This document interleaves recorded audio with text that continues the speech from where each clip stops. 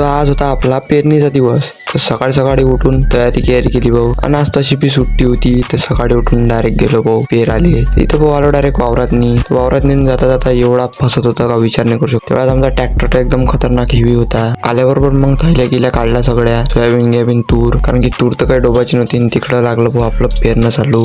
यंदा सोयाबीनचे भाव पाहून आपण डायरेक्ट घरची सोयाबीन पेरली. त्याला मस्त कल्चर लावून डीएपीचं खात गीत तयारच होतं भाऊ आपलं. आपल्या वरात फसन काही कुठून होती, फक्त या काटावरच होती एवढीशी.